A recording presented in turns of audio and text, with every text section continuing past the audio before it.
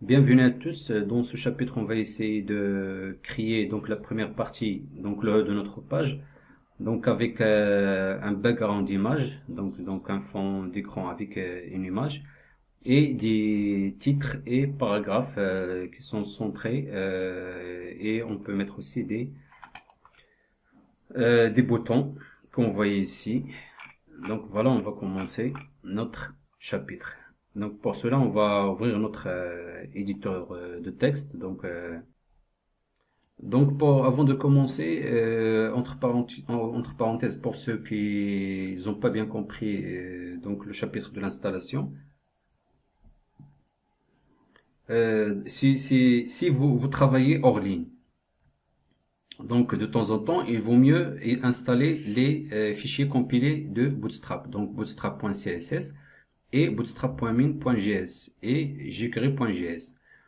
Et il faut les appeler, qu'on voit ici dans le header, donc on les appelle ici. Donc, et le footer, donc vous appelez ici, j'ai appelé dans le header, j'ai appelé mon bootstrap.css. Et dans le footer, j'ai appelé le JS, les fichiers JS, donc j'ai appelé bootstrap.min.js, donc il est là, et bootstrap.min.js. Et si vous travaillez en ligne, donc il faut utiliser les CDN parce que ils se chargent rapidement. Donc si ici j'ai appelé le CDN bootstrap.min.css et ici j'ai appelé jQuery.min.css et aussi popper.js. Donc si vous voulez utiliser les poppers dans votre site web, sinon il faut l'enlever. Et aussi ici j'ai appelé bootstrap.min.js, donc le CDN. Et après, on appelle notre fichier style.js, donc personnalisé. Donc, si vous voulez, donc ça, pourquoi je fais ça? Comme j'ai dit, c'est mieux pour le chargement de votre site. Et deuxièmement, donc, on utilise cette méthode dans la production. C'est-à-dire quand on veut héberger notre site dans un hébergeur, donc c'est mieux d'utiliser et d'appeler les CDN parce que c'est bien pour le référencement de votre site web. Donc voilà, il faut juste revoir les deux chapitres de l'installation de Bootstrap et aussi l'installation de jQuery, vous allez comprendre. La première chose que vous devriez faire, donc, c'est d'importer une image dans votre dossier image. Donc, pour qu'il soit pour le background. Donc ici, on va faire une section et on va faire un div. Dans notre div, on va créer une classe. On va lui donner container fluid fluid pour qu'il prend toute la largeur de notre image, de notre écran. Et style.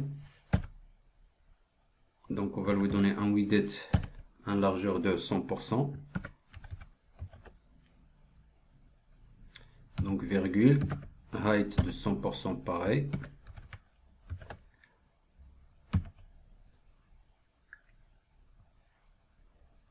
Ou bien on lui donne ici 500 pour commencer, 500 pixels. Donc background attachement, on va lui donner fixed. Je vais vous expliquer ça après. Un background image, donc PI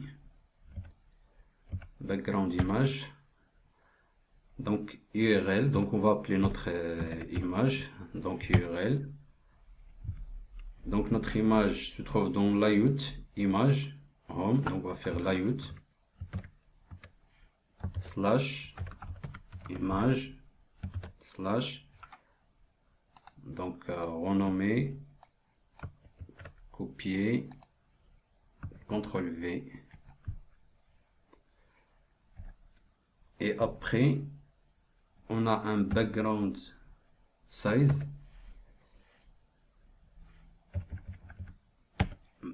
background size, on lui donne 100%.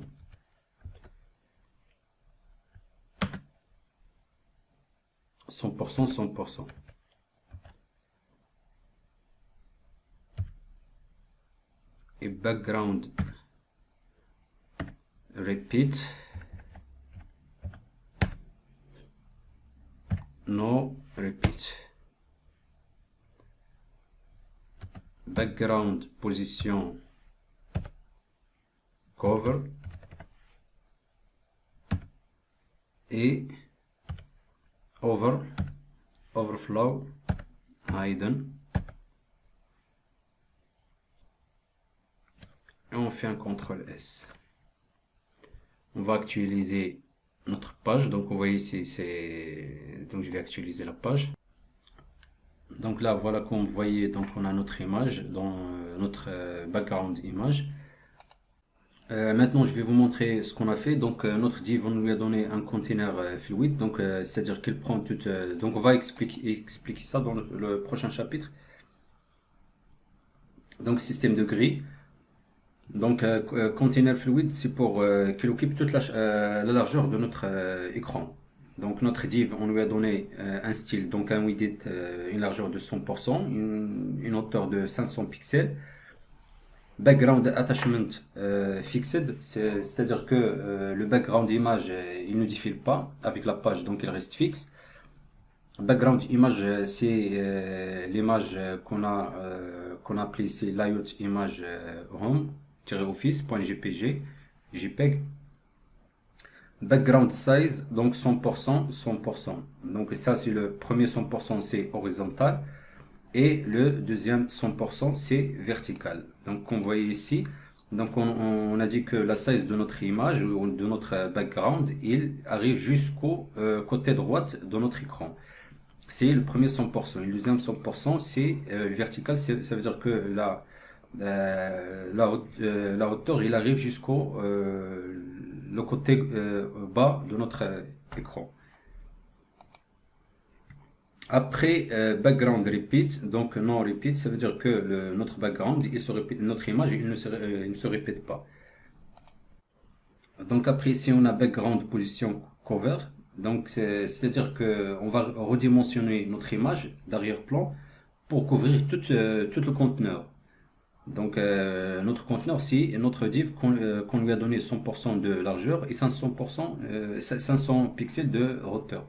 Ça veut dire qu'il va couvrir toute cette partie, même s'il doit étirer l'image ou couper un peu l'un des bords. Ça veut dire si l'image est plus grande, donc il va plus grand que 500 de hauteur par exemple, il va couper, il va ne présenter que une hauteur de 500 pixels. Ou bien s'il est moins, il va étirer notre image.